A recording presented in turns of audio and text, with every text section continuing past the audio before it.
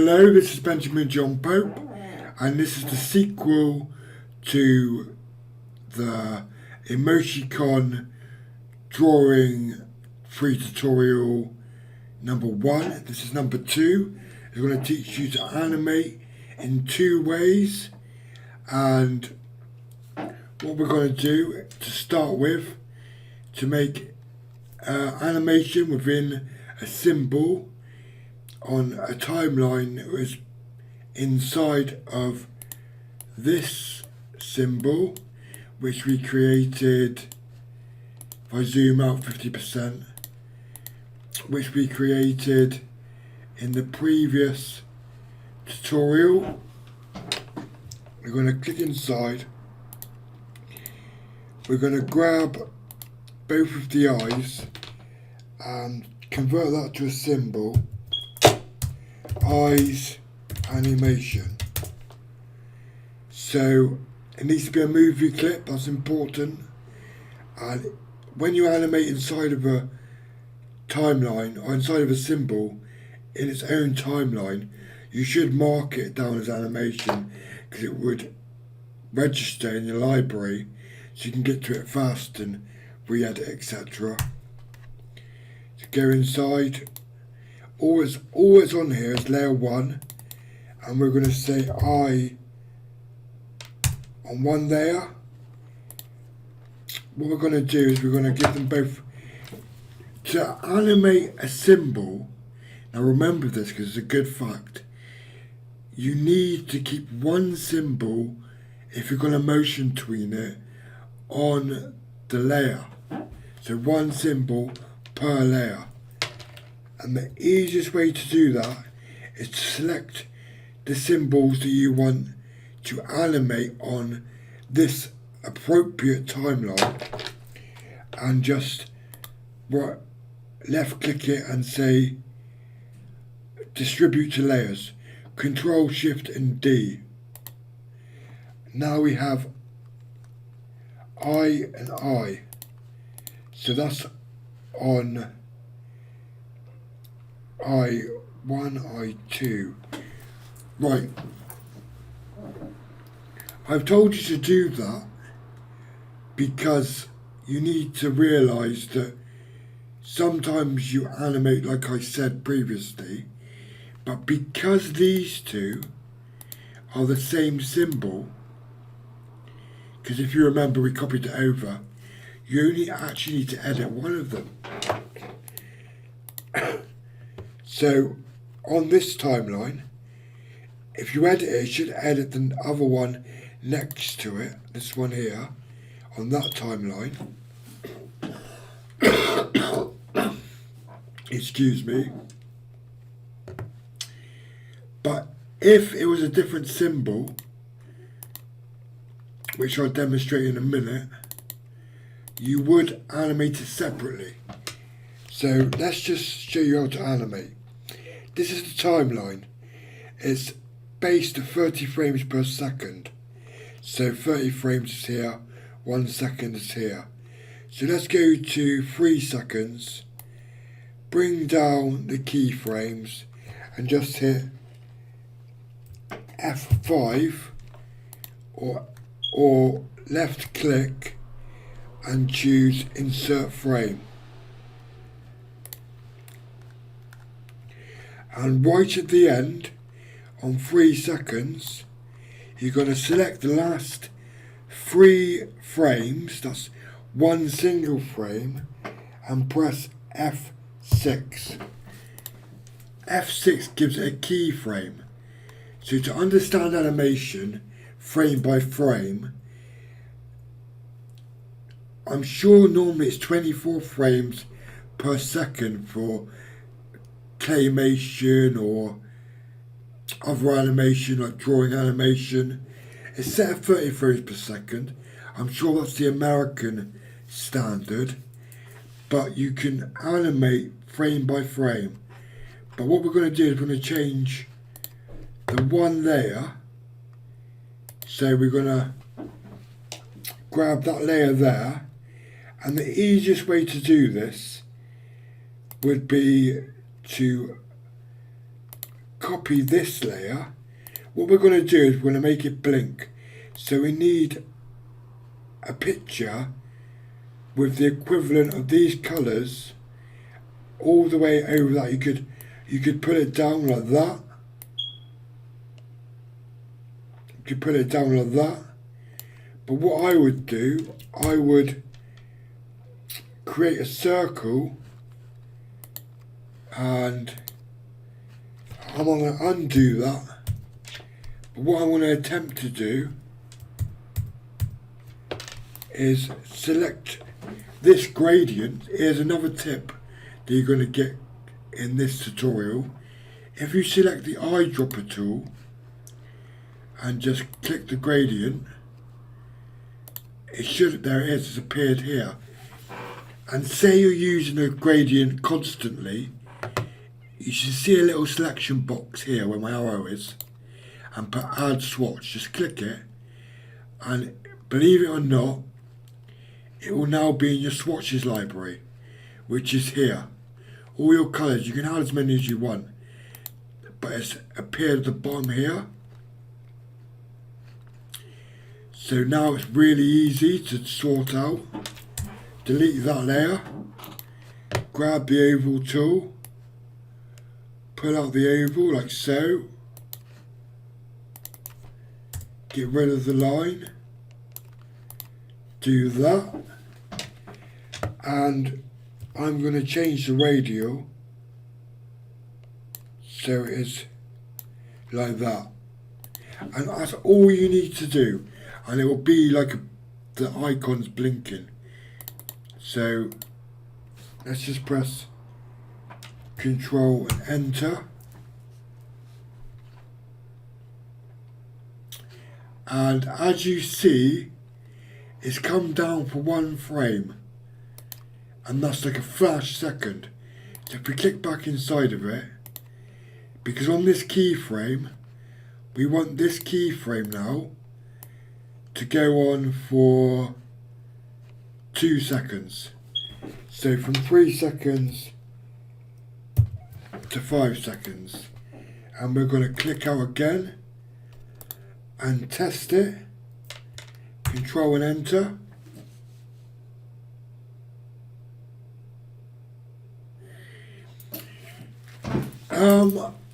There's the blink, but I think it should be, it's a little bit less of a blink. So let's go back to the timeline, click inside and remove frames. So if we remove it to 4 seconds, you just put left clicked it and say remove frames.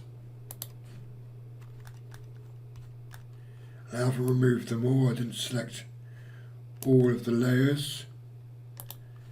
So remove frames, just make it all level. So I need to get rid of these. What I should have done is I should have pulled up like that.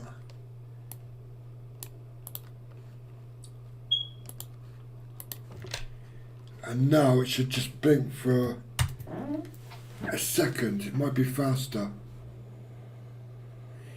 And that's how you get an emoji or emoticon to blink. But what we're going to do now, quickly, in a few seconds, because that slightly gives you an example of frame to frame editing and animation in a simple, fun way.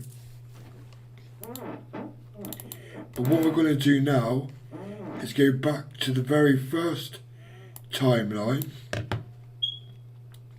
where we're on the whole symbol. What did we call this symbol? We called it, I can't remember what we called it. Smiley, I think we called it, didn't we? Eyes animation, head smile 1.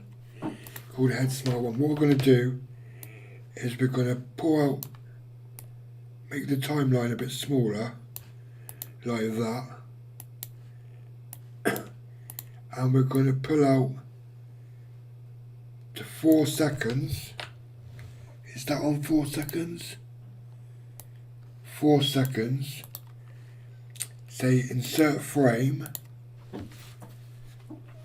And on the 4th second, we're going to press FN and F6 to insert a keyframe. And all we're going to do is bring it down slightly and then use the free transform tool and push it down and do that. And then to frame 7 seconds, we're going to say FN F5, set another keyframe, FN F6, and we're going to make it jump to the top like that, and at the same time straighten out. So now what should happen, because it's still, I'm now going to explain to you what motion tweening does. Motion tweening does the estimation of what the change of the keyframe is and then creates the in-between frame by frame animation without you doing it frame by frame. Excuse my coughing. So what should happen is it will squeeze down to that, then jump to there, and then we're going to pull the keyframes out, pull the frames out again to 10 seconds and press FN F5, add in a keyframe, say FN F6, and what we're going to do is we're going to bring it down again like that, squeeze it, bring it over, and then what we want to do is go to 13 seconds, FN F5, add in FN F6, and then we're going to copy the first frame. The reason I'm copying the first frame, copy frames, and paste the frame there. So now it's a perfect loop. So that is all ready to be motion tweened. So what we're going to do is it's going to run from this keyframe, estimate the movement to that keyframe, and then estimate the movement to that keyframe, which I'm going to bring it up even more like that, and then it's going to estimate to that keyframe and to that keyframe. And all you do is you click in the middle of it and say create classic tween, create classic tween, create classic tween, create classic tween. So let's test it. Control and enter to test your movie.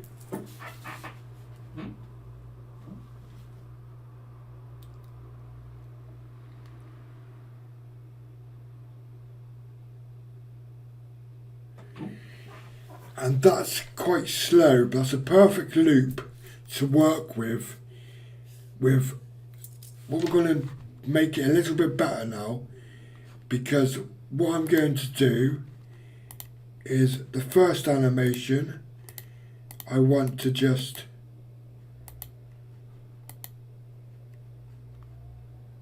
I'm going to grab this keyframe here and bring it to 2 seconds. I'm going to grab this keyframe here and bring it to 3 seconds. I'm then going to grab this keyframe and bring it to 4 seconds.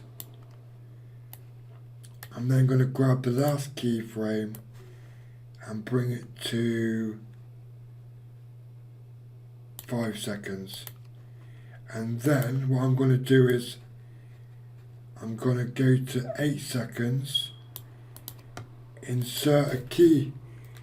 I'm going to go to 8 seconds and insert a keyframe, which is F6, and then I'm going to remove all of the remaining keyframes, remove frames.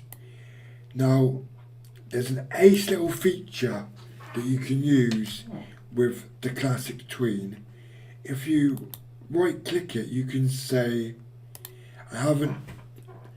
you can right click it and say properties,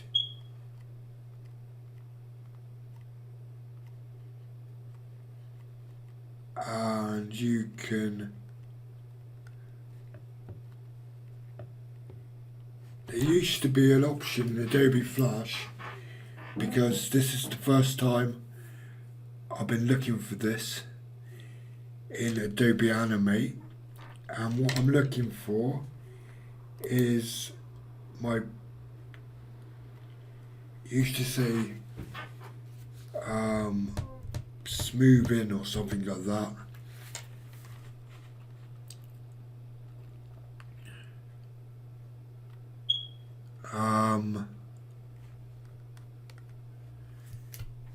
It used to say ease, here we go. Auto, clockwise, snap. I'm looking for ease in, name, sync, object. It's not normally here.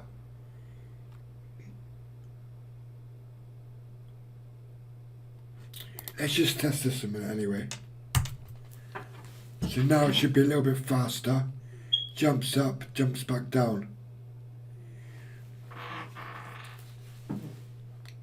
You know, I think that's enough for you to learn at the moment, and I'm going to continue to teach you more and more about this emoticon, and there will be another couple of tutorials to get the animation perfect and give it shadow and stuff like that.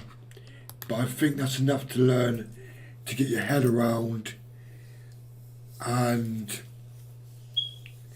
thank you for listening, and I hope you enjoyed this tutorial, and go back over it and go and develop something similar for yourself. Maybe animate text in the same way. Thank you for listening.